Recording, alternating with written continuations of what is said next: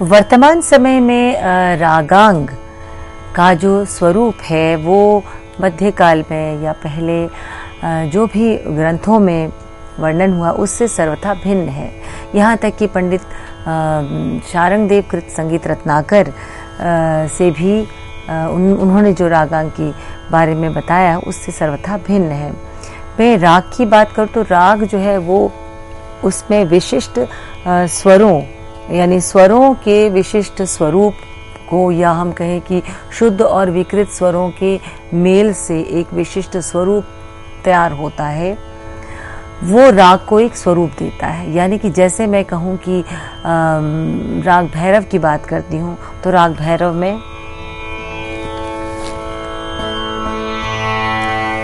सा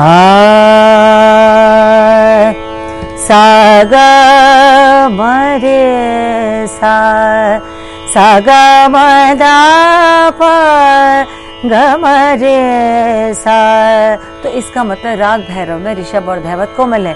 सा रे ग म प द नि सा नि द प ग म रे सा। कहने का तात्पर्य है कि शुद्ध और विकृत स्वरों का एक ऐसा समन्वय कहा जाए, एक ऐसा एक इन दोनों के कॉम्बिनेशन से एक ऐसा स्वरूप तैयार होता है जिसमें हम कहें रंजकता का होना जरूरी है। तो ये क्वालिटी इसको राग के रूप में लेकर आती है। अब रागांकों की बात करें तो राग की रचना तो इन स्वर समुदायों के परस्पर संजोग से जो है वो राग बनता है, जिसमें कि एक क्वालिटी और ऐड कर दी जाए कि चित्त का रंजन करे। अब शुद्ध और विकृत स्वरों के परस्पर मेल या संजोग से जो भी तैयार हो रहा है, जो भी एक रचना तैयार हुई वो चित्त का भी रंजन कर रही है, तो वो राग है। इसमें से कुछ राग जो हैं वो सामान्य तरह जिस तरह से राग बने हैं, बहुत से राग हम लोग सीखते हैं, गाते बजाते हैं। कुछ इनमें विशिष्ट राग हैं। इन विशिष्ट रागों में कुछ विशिष्ट स्वर समुदाय हैं या एक स्वरों का एक विशिष्ट समन्वय कहूँ या कहें एक भाग है जो कि उसकी अपनी एक विशिष्टता बनाता है, यानी उसको खास बनाता है। जैसे हम कहते हैं कि भाई किसी स्थान की कोई चीज़ बहुत पॉपुलर है तो हम कहें कि वो उसको एक विशिष्टता प्रदान करता है। तो इसी प्रकार से रागों में भी कुछ स्वर समुदाय, स्वर गुच्छ जो है वो उस राग की विशिष्टता बन जाती है। और जब उन विशिष्टताओं को किसी और राग में प्रयोग किया तो हम कहते हैं कि वो उसका अंग है। तो ये बहुत ही खूबसूरत सी परिभाषा मैं कहूँगी कि ये विशिष्ट अंग या विशिष्ट अवयव जो है ये उस राग को एक अलग ही कैटेगरी कहें या एक अलग ही स्थान प्रदान करती है। और वो अपने आप में इसलिए इम्पॉर्टेंट हो जाता है क्योंकि वो उसकी ही अपनी एक विशेषता है, वो किसी और राग की विशेषता नहीं। उस राग की पहचान जब हम कहें या हम कहें कि इस राग की क्या खास बात है, जैसे हम कहीं किसी स्थान पे आते कहते हैं इस जगह की कौन सी ऐसी खास चीज़ है, तो उस राग की उस जगह की विशेषताएं हमें बताई जाती हैं। तो इसी प्रकार से राग में भी ऐसे उसके कुछ उसका अवयव कुछ या कहें अंग होते हैं जो उसको विशेषता प्रदान करते हैं।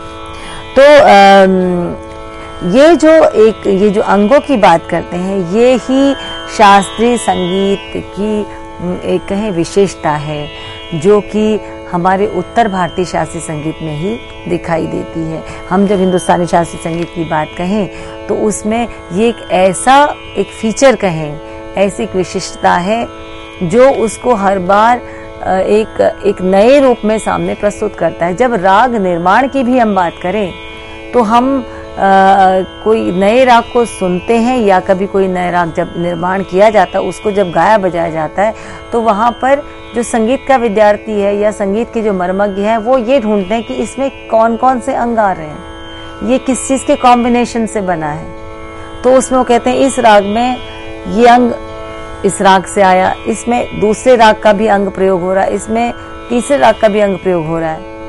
तो हम वहाँ पर राग का नाम तो वही रहता है लेकिन अंग जो है वो अलग अलग हो जाते हैं। तो वहाँ पर हम कहते हैं ये अंग आता है। जैसे उदाहरण के तौर पे मैं आपको भैरव का बताती हूँ कि अब हम भैरव इस श्रृंखला के अंतर्गत सबसे पहले आपको भैरव अंग के राग बताएंगे, पर अभी क्योंकि मैं आपको उदाहरण के तौर पे बता रही हूँ तो वो आपको जब क्रियात्मक रूप में बताया था तो वो अधिक स्पष्ट समझ में आता है।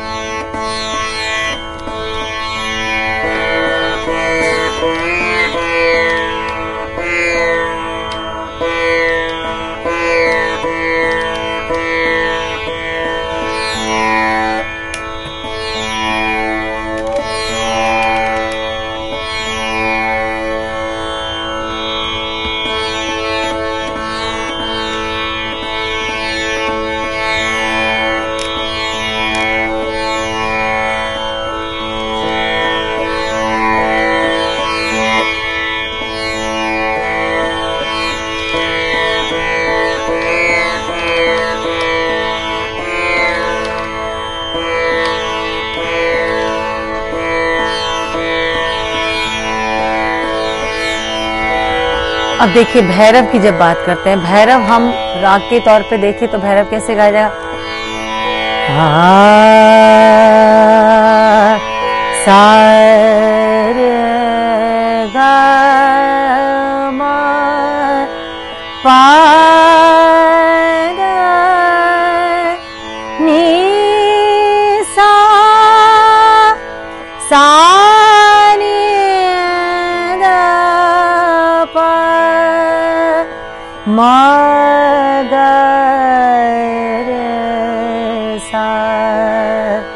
तो ये तो आरोह अवरोह हो गए।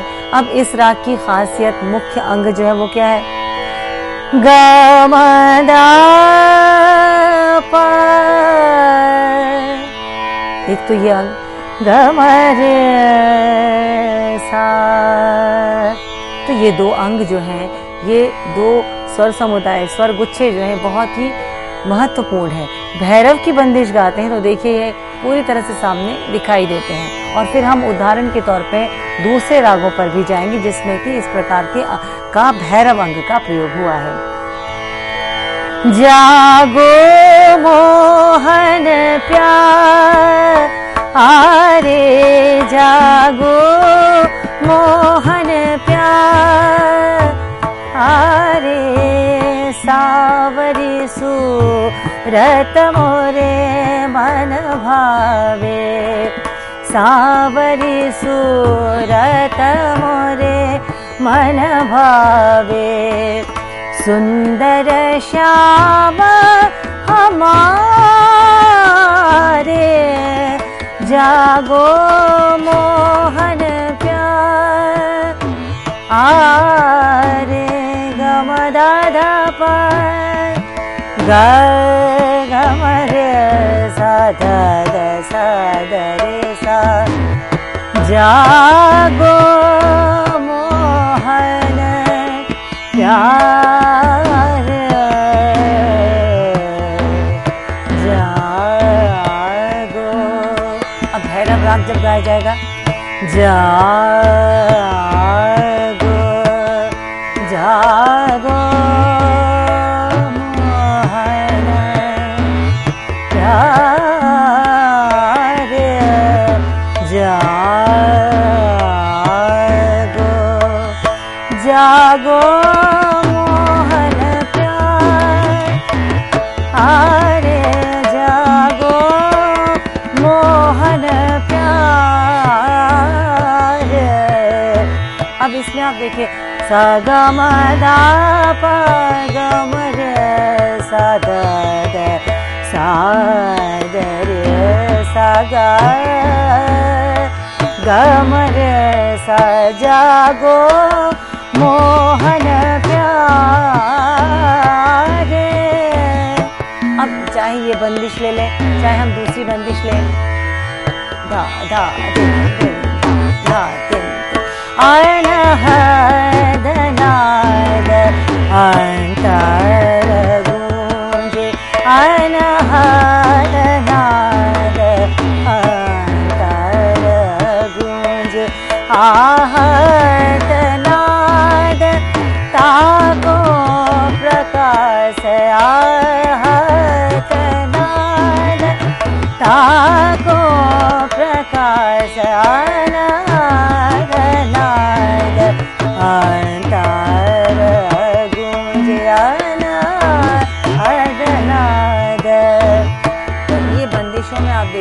ग म रे सा द सा द रे सा ग म द प ग म रे सा सा ग म द ध नि नि सा ध प ग म द प सा ग म प द प ग म रे सा ग रे सा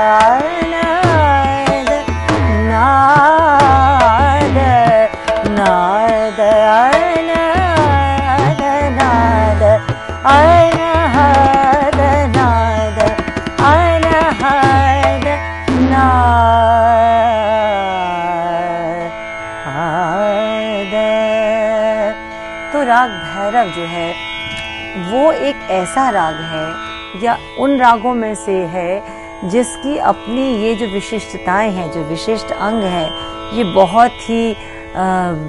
बहुत ही प्रोमिनेंट है, या कहें कि उसकी एक आइडेंटिटी प्रदान करता है।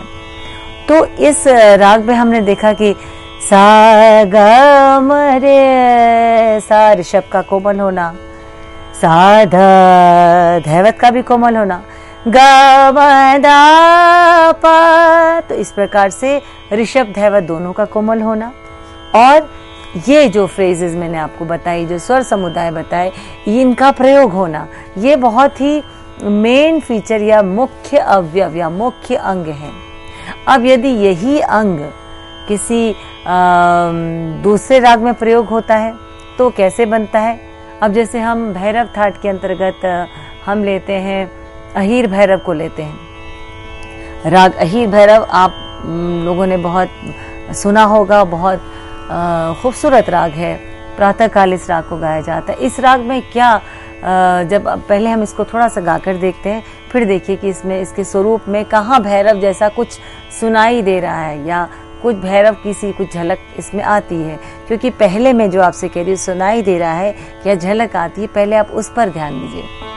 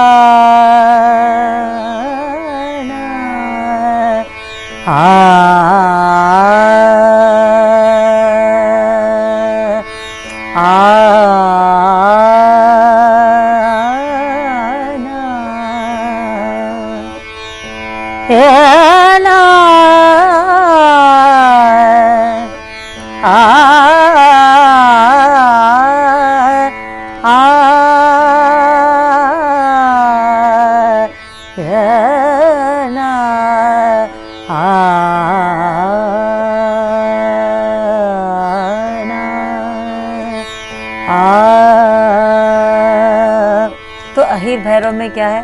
सा ग म रे सा ध नि रे सा, सा ग म प ध नि द प द प म प ग म रे सा ध नि रे सा। तो ये इस राग में कुछ अलग सुनाई पड़ रहा है। क्या अलग सुनाई पड़ रहा है? द नि रे सा, तो ऋषभ कोमल तो है लेकिन धैवत शुद्ध हो गया। सा नि धा ध नि रे, धैवत शुद्ध हो गया लेकिन ऋषभ कोमल सामने है। सा ग म रे सा, ये आपको कुछ कुछ ये जो भाग है ऐसा लग नहीं रहा है कि यहाँ पर भैरव झलक रहा है। सा ग म प द प म प ग म प द, धैवत शुद्ध हो गया। ग म प द नि द प, निषाद कोमल हो गया। ग म प द नि सा नि द प द प म प ग म रे सा ध नि रे सा। तो कहने का मतलब है कि अहीर भैरव की विशेषता क्या है? धनी रे सा, ये स्वर समुदाय में धैवत शुद्ध हो गया है, ऋषभ कोमल है, तो कोमल ऋषभ भैरव अंग का। सा गा म रे सा, यहाँ पर भैरव अंग आता है, तो इसीलिए इसको अहीर भैरव कहा गया। उस राग की अपनी तो विशेषताएं हैं, अपनी एक खास चीज है, लेकिन ये जो भाग है, ये जो अंग है या ये जो अवयव है, ये भैरव से आया है। इसी प्रकार से और उदाहरण देखें तो नट भैरव को देखते हैं। नट भैरव राग कैसा है? सा सा रे रे ग ग म म प ग म द प ग म रे सा। ऋषभ शुद्ध हो गया है और धैवत कोमल है, तो यहाँ पर भैरव अंग कहाँ आया? ग म द प ग म रे सा सा रे रे ग ग म म प ग म द द प सा ग म द प ग म रे सा। तो आपको जहाँ ऋषभ शुद्ध लग गया, वहाँ पर आपने देखा राग बदल गया, और आपने देखा लेकिन ये जो आ रहा है ग म द, ये फ्रेज तो भैरव का ही है, तो यहाँ पर भैरव अंग आता है, इसलिए हम इसको नट भैरव कहते हैं। नट अंग भी आ रहा है, जब हम और अंगों के बारे में बताएंगे तो नट अंग तो आ रहा है, लेकिन भैरव जो उसके साथ जुड़ा हुआ है वो भैरव अंग को भी दर्शाता है। ये कहता है कहीं ना कहीं ये इसका संबंध भैरव से है, तो भैरव से संबंध यानी भैरव की जो विशेषताएं हैं वो कहीं ना कहीं झलकती है।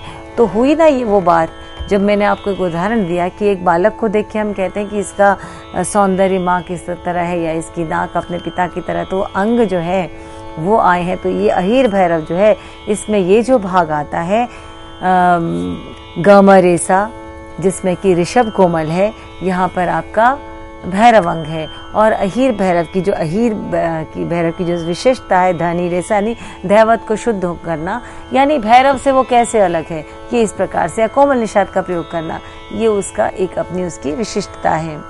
इसी प्रकार से भैरव के बहुत से प्रकार हैं। शिवमद भैरव है, और आपके प्रभात भैरव है, बैरागी भैरव है, आनंद भैरव है। ये बहुत से भैरव के ऐसे प्रकार है जिनमें भैरव अंग जो है वो आता ही है। ये खास तौर पे जब हम कहते हैं कि ये भैरव अमुक राग के साथ भैरव जोड़ा जाता है तो भैरव अंग उसमें आएगा। मैं ये बात कहूँगी कि पंडित नारायण खरे, जो कि पंडित भातखंडे जी के शिष्य थे, उन्होंने आधुनिक समय में जो रागांग पद्धति जो प्रचलित है, तो जो राग वर्गीकरण का जो एक तरह से रागांगों के अंतर्गत जो वर्गीकरण किया है, लगभग 26 रागांगों में, इसका श्रेय जो है पंडित नारायण मुरेश्वर खरे जी को जाता है। बहुत ही सोच समझकर, एक क्या कहें कि शोध के रूप में लेके या एक अनुसंधान के रूप में लेके उन्होंने अवश्य इस वर्गीकरण को बताया है। वैसे भी हिंदुस्तानी शास्त्रीय संगीत में रागों का वर्गीकरण जो है वो शुद्ध, छायालग और संकीर्ण रागों के अंतर्गत किया गया है। शुद्ध मतलब जो राग की अपनी प्योरिटी जैसा राग भैरव की बात करें। छायालग जहाँ पे छाया लगती है, यानी किसी राग की कहीं कहीं कोई छाया दिखाई देती है। और संकीर्ण यानी मिश्रण, जहाँ पे अंगों की बात आती है कि वो अलग अलग रागों के अंगों के मिश्रण से जो है वो राग बनता है। तो मिश्रण के लिए तो पहले मेन चीज़ का होना ज़रूरी है, उसमें कुछ अंगों का मिश्रण किया जाए, तब जाके वो कह सकते हैं कि इस राग में ये अंग है। तो ये एक बहुत सुंदर वर्गीकरण कहें, और यदि इसको समझ के किया जाए तो मुझे लगता है कि राग, कोई भी राग जो है वो समझते हुए आसानी से उसको प्रैक्टिकली गा बजा कर जो है हम जब जानते हैं तो वो एक अलग ही आनंद से हमें मिलता है, अलग ही अनुभूति होती है। और ये चीज़ें हमारे सामने एकदम स्पष्ट कर देती हैं, रागों को भी स्पष्ट कर देती हैं और वर्गीकरण को भी स्पष्ट कर देती है। हिंदुस्तानी शास्त्रीय संगीत की इस विशिष्टता को भी स्पष्ट करती है। दक्षिण भारतीय संगीत में ये जो एक पद्धति है ये वहाँ पर नहीं मिलती, क्योंकि वो एक अलग संगीत पद्धति है। हालांकि दोनों का मैं कहूँ कि उत्तर भारतीय शास्त्रीय संगीत और दक्षिण भारतीय शास्त्रीय संगीत दोनों का आधार जो है संगीत रत्नाकर ही है। फिर भी ये जो एक विषय है रागांग, ये हिंदुस्तानी शास्त्रीय संगीत की विशिष्टता है। और आज जो मैंने इसको इस श्रृंखला को आरंभ किया है, धीरे धीरे हम सभी रागांगों पर जाएंगे और उसके अंतर्गत जो राग हैं उनको हम पूरी तरीके से उनकी जानकारी भी लेंगे। इसके साथ आज हम अपने इस व्याख्यान को यहीं पर संपन्न करते हैं। नमस्कार।